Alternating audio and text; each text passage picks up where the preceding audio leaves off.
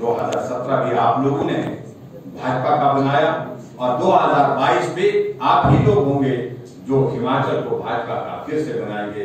ऐसा मुझे पूरा भरोसा, पूरा विश्वास है। एक बार फिर से आप सबके सहयोग के लिए अभिनंदन, आप सबका बहुत बहुत धन्यवाद। और आप सब आज से इस योजना के साथ जुड़ करके आगे काम करने में जुटेंगे, इसके लिए मैं आप सबका बहुत बहुत धन्यवाद करता हूँ। एक बार फिर से हमारे विश्व नेतृत्व आदरणीय धूमल जी, आदरणीय शांता जी हमारे साथ जुड़े, उनका भी मैं धन्यवाद करता हूँ। हमारे केंद्र से अनिल जैन भी पार्टी के महामंत्री जिन्होंने समय निकाला, उनका भी आभार व्यक्त करता हूँ। करुण जी जो हमारे पार्टी के राष्ट्रीय सचिव है, उन्होंने भी हमारे साथ हमारे साथ जुड़ करके हमारा मार्गदर्शन किया और पार्टी का समस्त नेतृत्व यहाँ पर जो मंच पर बैठा हुआ अध्यक्ष जी के साथ और सारे सभी जिलों में हमारे पार्टी के सभी पार्टी के प्रमुख नेतागण जो आज की इस बैठक में उपस्थित रहे, उन सबका भी मैं धन्यवाद करता हूं और शुभकामनाओं के साथ आप सबके इस विश्वास के साथ हम आगे बढ़ेंगे। निश्चित रूप से अपने लक्ष्य को हासिल करेंगे। इस उम्मीद के साथ, इस भरोसे के साथ मैं अपनी बात समाप्त करता हूं। बहुत बहुत धन्यवाद। नमस्कार। जय हिंद, जय हिंद।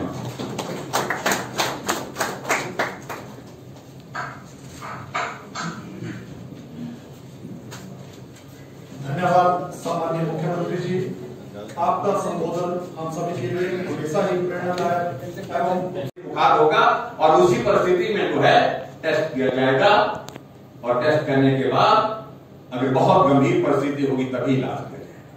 कहते गया जाओ घर में जाओ, हाँ आप कोविड पॉजिटिव है लेकिन जाओ घर में जाकर के आइसोलेशन में रहो, कमरे में रहो, ऐसा सुझाव देगा।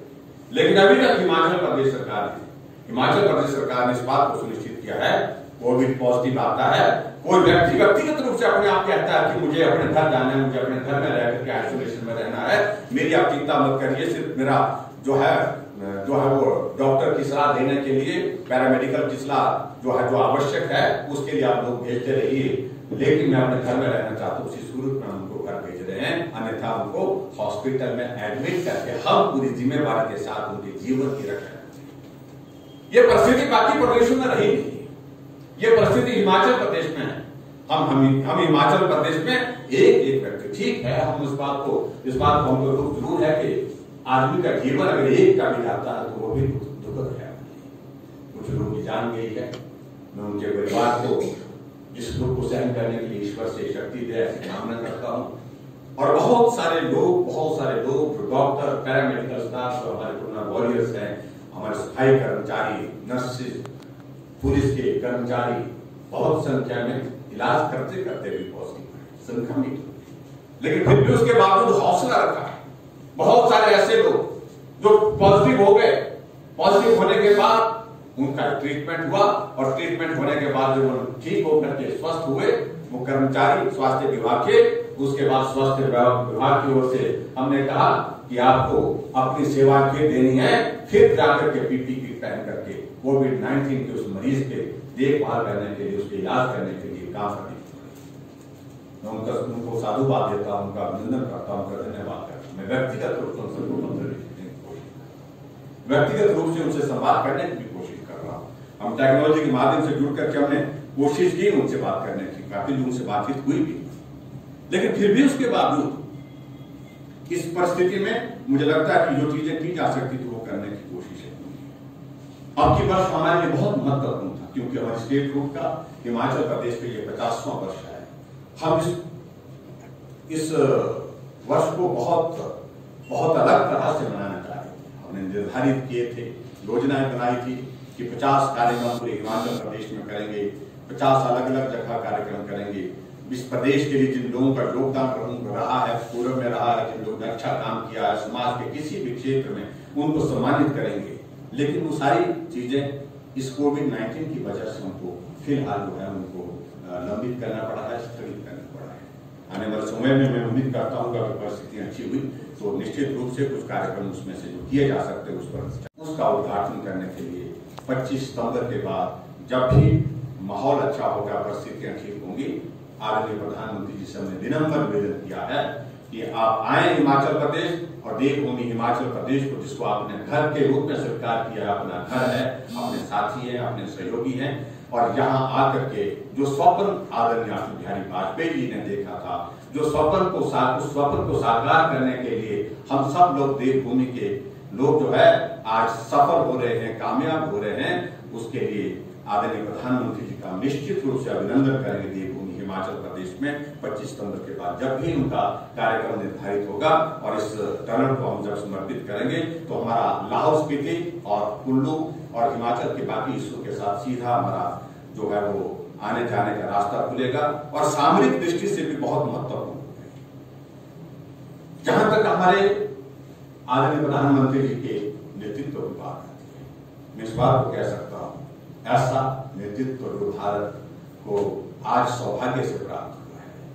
एक एक कठिन जटिल सारे दौर से पार होकर के हम कहां से कहां धारा 370 समाप्त करने की हम बात कहते थे, अपनी आंखों के सामने उसको समाप्त होते देखा। नागरिक संशोधन अधिनियम की हम बात करते थे, ये लागू होना चाहिए, उसको लागू होते अपनी आंखों के सामने हम लोग ने देखा। हम लोग इस बात को कहते थे कि ये ट्रिपल तलाक, जो तलाक ये सारा समाप्त होना चाहिए। हमारी आंखों के सामने वो समाप्त हुआ, हम अपने आप चरित हुआ है। हम कहते थे राम जन्मभूमि पर मंदिर का निर्माण होना चाहिए, भव्य मंदिर का निर्माण होना चाहिए, वो दौर भी हमने देखा। अभी 5 अगस्त को हम और आप सब लोग सौभाग्यशाली जो अपनी आंखों के सामने उस दृश्य को देख सके, जो 500 वर्षों से ज्यादा संघर्ष हमारे बुजुर्गों ने किया, पूर्वजों ने किया कि भव्य मंदिर का निर्माण भगवान रामचंद्र जी के जन्म स्थान पर होना चाहिए। इसको सुनिश्चित रूप से होना ही चाहिए, इससे कम कुछ स्वीकार नहीं है। उस अवसर को हम और आप सब देखने के लिए जो है हम कामयाब हुए, उसके लिए भी मैं आदरणीय प्रधानमंत्री जी का आभार व्यक्त करता हूं। मुझे आज के इस कार्यक्रम में, आज की इस बैठक में प्रमुख रूप से 2-3 चीजों को लेकर के बात की। एक तो यही जो वर्तमान जो संगठन आज हो बैठा है, कुछ हम यहाँ बैठे हैं, कुछ हमारे जिला मुख्यालय में बैठे हैं, टेक्नोलॉजी के माध्यम से हम जुड़ करके बात कर रहे हैं। ये वो संगठन है, वो नेतृत्व वर्तमान का जो 2022 के उस कठिन जटिल जो है उस लक्ष्य को हासिल करने के लिए जिम्मेदार है। निश्चित रूप से हमारा एक लक्ष्य है और उसकी शुरुआत हमको आज से ही करनी पड़ेगी, क्योंकि जब 28 साल का आधा सफर हमारा पूरा हुआ सरकार का, आधे सफर के पश्चात हम अगले सफर की बात अगर हम करें तो समझ लेना चाहिए कि हम अब तैयारी के उस दौर में से अब जाने वाले हैं जहां वक्त आ गया तैयार होकर के उस संघर्ष को, उस लड़ाई को जीतने के लिए तैयारी करने का, जो 2022 में हमारे सामने होगा। उस दृष्टि से मैं वर्तमान संगठन को इस बात के लिए शुभकामनाएं भी देता हूं और बहुत बड़ी उम्मीद के साथ में कह सकता हूं कि निश्चित रूप से दूसरे प्रदेशों में हुआ, हम कहते हैं इस बात को, हम कह सकते हैं इस बात को, पड़ोस का राज्य जहां हमारा हरियाणा का प्रदेश है, सरकार नहीं बनती थी, जमानत जब्त होती थी, अधिकांश सीटों पर जमानत जब्त होती थी। आज वहां पर भाजपा की सरकार 5 वर्ष का कार्यकाल पूरा करने के पश्चात दूसरा 5 वर्ष का कार्यकाल चल रहा है। और ये हिमाचल प्रदेश तो ऐसा प्रदेश है की बैठक जो एक नए अनुभव के साथ संपन्न हुई है, जिसको हम सेमी वर्चुअल बोल सकते हैं। हिमाचल प्रदेश के सभी कार्य समिति के सभी पदाधिकारी सदस्य 17 स्थानों पर बैठ करके इस कार्य समिति का हिस्सा बने और मुझे इस बात की भी प्रसन्नता है कि भारतीय जनता पार्टी के प्रदेश अध्यक्ष की ये पहली कार्य समिति थी। अध्यक्ष बनने के पश्चात इनको मैं बधाई भी देता हूं और साथ साथ में भारतीय जनता पार्टी के केंद्र से हमारे पार्टी के राष्ट्रीय महामंत्री डॉक्टर अनिल जैन, उनका भी हमको मार्गदर्शन प्राप्त हुआ और उनके साथ साथ में भारतीय जनता पार्टी के हमारे राष्ट्रीय सचिव तरुण चुग जी का, उनका भी मार्गदर्शन प्राप्त हुआ।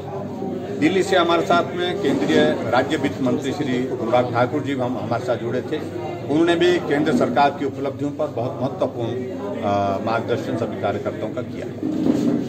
आने वाले समय में भारतीय जनता पार्टी ने 2022 के उस लक्ष्य को हासिल करने के लिए इस कोरोना के इस दौर में भी शुरुआत करने का हौसला जुटाया है और जो बहुत विस्तृत योजना संगठन की ओर से बनकर के तैयार हुई है, उसको हम सब मिलकर के सरकार और संगठन आगे बढ़ाएंगे और 2022 में निश्चित रूप से भाजपा की सरकार हिमाचल प्रदेश में स्थापित होगी।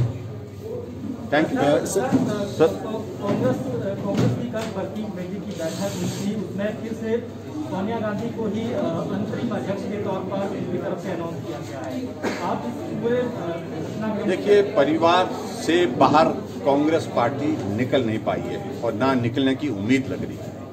ऐसी परिस्थिति में मुझे बहुत ज़्यादा टिप्पणी उस पर नहीं करनी है, क्योंकि वो उनका आंतरिक मामला है। किसको अध्यक्ष बनाना है, किसको अध्यक्ष बना करके उन्हें कहीं कब तक चलाना है, वो उनका विषय है। लेकिन इस पार्टी में लोकतांत्रिक व्यवस्था नहीं है जो भारतीय जनता पार्टी में। सर आपके विधायक है चिंतपूर्णी से पल्लवी चौधरी, सोशल मीडिया में चल रहा है कि वो बीजेपी छोड़ रहे हैं सर। लेकिन सोशल मीडिया की बातें बहुत तरह की होती हैं, उसमें सत्यता है भी है कि नहीं है, इन बातों को भी जांचने की आवश्यकता है। सर विधानसभा का सत्र शुरू होने वाला है। विधानसभा का सत्र हमारा 7 तारीख से 7 सितंबर से शुरू हो रहा है और 18 सितंबर तक चलेगा और 10 सीटिंग इस बीच में होंगी। और हमारी कोशिश है पूरी सरकार की ओर से जो भी प्रश्न माननीय सदस्य विपक्ष के हैं, सत्ता पक्ष के हैं, उनको ठीक रूप से जानकारी देंगे, सही जानकारी देंगे। और विपक्ष जिस प्रकार की बातें, जिस प्रकार की सारी चीज़ें, योजनाएं जो हम बनाने की कोशिश कर रहे हैं, कह रहे हैं कि हम सरकार को घेरेंगे, तो उसका भी माकूल जवाब जिस भाषा में जिस तरह से देना होगा वो भी देंगे। सर बलबीर चौधरी जी को लेकर जो बातें सामने आई है, क्या इसकी पार्टी संज्ञान लेगी? इसमें सत्यता नहीं है, क्योंकि उन्होंने कुछ कहा ही नहीं है। Thank you.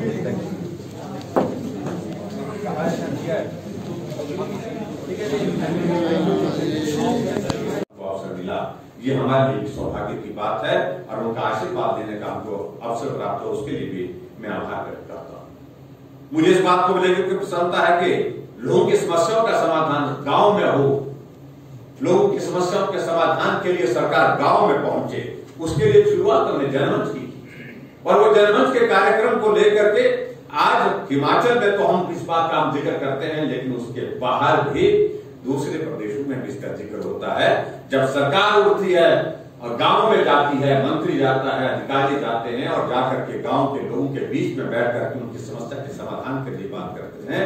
और मुझे इस बात की प्रसन्नता है कि 109वें इस प्रकार के जनमंच का आयोजन हमने किया और उसमें 45,000 से ज्यादा गांव के लोगों की समस्याओं का समाधान गांव में ही लगभग 90% से ज्यादा जो शिकायतें वहां पर आई उनका समाधान।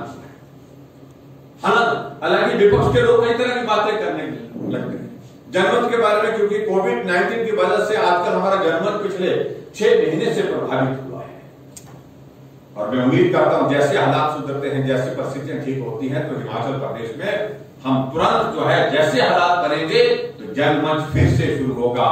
लोगों की समस्याओं का समाधान शहर में आकर के नहीं, शहर से जाकर के गांव में सरकार जाकर के उनका समाधान वहीं पर करेगी। और उसी प्रकार से हमने और आगे बढ़कर के काम करने की कोशिश की कि जनमंच में भी लोगों को आना पड़ता है। क्या ऐसा भी हो सकता है? आज टेक्नोलॉजी दुनिया को कहां से कहां पहुंचा करके चलेगी। ऐसी परिस्थिति में हमको घर बैठे लोगों की समस्या का समाधान कैसे हो सकता है? सबके घर में मोबाइल है, एक नहीं 2-2 जेब में रखे हैं। हमने कहा कि उससे कैसे हम समाधान कर सकते हैं। उस टेक्नोलॉजी के माध्यम से हमने सीएम हेल्पलाइन की शुरुआत की और मुझे इस बात की प्रसन्नता है कि पूरे देश भर में इस प्रकार का प्रयास करने वाला हिमाचल छठा प्रदेश था। और उस प्रयास में हिमाचल प्रदेश में 1 लाख से ज्यादा समस्याओं का समाधान घर बैठे 1100 पर फोन करके लोगों की समस्याओं का समाधान करने में हम कामयाब हुए। प्रयत्न उस दिशा में हुआ है। नए इनिशिएटिव के साथ हमने काम करने की शुरुआत की। आदरणीय मोदी जी ने पूरे देश के लिए आयुष्मान भारत की शुरुआत की और आयुष्मान भारत के माध्यम से पूरे देश भर में एक गरीब आदमी के इलाज के लिए 5 लाख रुपए का हेल्थ कवर का उसका प्रावधान रखा गया। और उसी प्रकार से हमने हिमाचल प्रदेश में हमने कहा जो बाकी परिवार बचे 22 लाख लोग उसमें कवर हो रहे, लेकिन आबादी 70 लाख से ऊपर हो गई। ऐसी परिस्थिति में हमने तय किया कि बाकियों का भी इलाज उसी तरह से होना चाहिए, क्योंकि गरीब तो गरीब है, चाहे वो योजना के अंतर्गत आता है या नहीं आता किसी वजह से। ऐसी परिस्थिति में हमने तय किया बाकियों के इलाज की जिम्मेवारी हम लेंगे और हिमाचल प्रदेश में एक नई शुरुआत की हमने।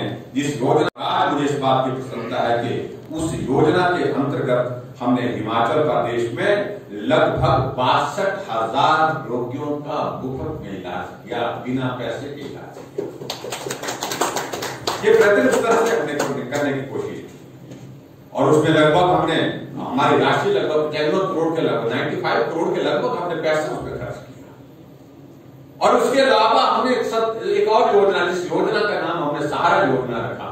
सहारा यानी कि जो गरीब आदमी, जो लाचार आदमी बिस्तर पर पड़ा है, उसके इलाज के लिए जिंदगी भर उसको इलाज करना पड़ेगा, घर के परिवार के किसी सदस्य को उनके पास उनकी सेवा के लिए बैठना पड़ेगा। ऐसी परिस्थिति में उसका भी हम मदद कर सके, उसकी भी मदद कर सके, उसके लिए हमने सहारा योजना की शुरुआत की। और मुझे इस बात की प्रसन्नता है कि अभी ये नई योजना है भले, लेकिन उसके बावजूद 6 करोड़ रुपए हमने खर्च कर लिया और लगभग 10,000 के लगभग 10,000 9,078 के लगभग जो है लाभार्थियों को इसमें जोड़ा गया, जो बिस्तर पर पड़ा है, जिंदा है लेकिन बिस्तर पर पड़ा है, और 3,000 रुपए उसके खाते में हर महीने का आता है। कर रहे थे हमारे राष्ट्रीय सचिव जी अभी संबोधित करते अपनी बात कह रहे थे। इस तरह की अनूठी योजना कोई आदमी कल्पना नहीं कर सकता था कि कोई बिस्तर पर पड़ा है, उसके खाते में पैसा आकर के उसका इलाज होता रहेगा और तब तक होता रहेगा जब तक वो जीवित है। इस प्रकार की मदद करने की हमने हिमाचल प्रदेश में कोशिश की। आदरणीय प्रधानमंत्री ने उज्ज्वला योजना की शुरुआत की। देश के हर परिवार में गैस का चूल्हा होना चाहिए। 1,36,000 गैस के चूल्हे हिमाचल प्रदेश में उज्ज्वला योजना के अंतर्गत हमको प्राप्त हुए। घर घर में चूल्हा पहुंचाने की हमने कोशिश की, लेकिन उसके बावजूद भी बहुत सारे परिवार जो छूटे थे, हमने उनका कहा ये जिम्मेवारी हम लेंगे। हम हमने तय कर लिया कि हिमाचल प्रदेश में एक भी घर, एक भी परिवार ऐसा नहीं होगा जहां पर गैस का चूल्हा नहीं होगा। तो हमने गृहिणी सुविधा योजना की शुरुआत की और मुझे इस बात की प्रसन्नता है कि हिमाचल प्रदेश के उसके बाद जो हमारे उज्ज्वला योजना के पश्चात जो बचे हुए परिवार थे, उनमें से एक भी परिवार नहीं छोड़ा। 2,78,000 घरों में गैस का चूल्हा हमने अपने गृहिणी सुविधा योजना के अंतर्गत पहुंचाया। और मुझे इस बात की भी प्रसन्नता है, जब हिमाचल प्रदेश में भारतीय जनता पार्टी की सरकार का 2 वर्ष का कार्यकाल पूरा हुआ, हमारी पार्टी के उस वक्त के अध्यक्ष भी और गृह मंत्री आदरणीय अमित शाह जी उस वक्त आए और साथ में उनके साथ हमारी पार्टी के वर्तमान के राष्ट्रीय अध्यक्ष जगत प्रकाश नड्डा जी आए और उन सब की समक्ष जो है पूरे देश भर में हिमाचल प्रदेश को अवसर प्राप्त हुआ कि पहला राज्य जहां हर घर में गैस का